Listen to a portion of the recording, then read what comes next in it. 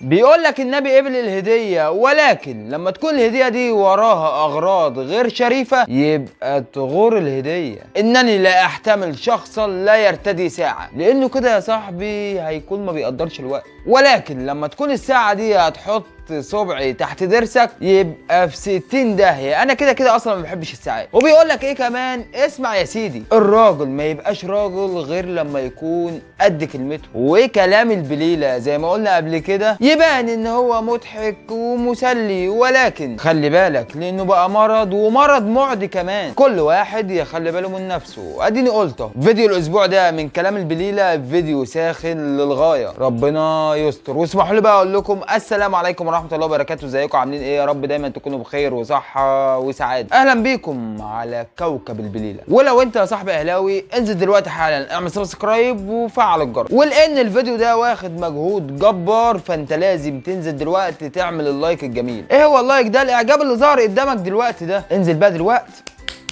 اعمل اللايك. اما بقى لو بتاع بليلة فانت بشوقك عايز تكمل كمل، ولكن منعا لحرق دمك والمواجهة الصعبة بحقيقتك بلاش. اسمع مني بلاش. وعلى بركة الله نبدأ ونقول بسم الله الرحمن الرحيم. كلام البليلة. انا فعلا بليلة،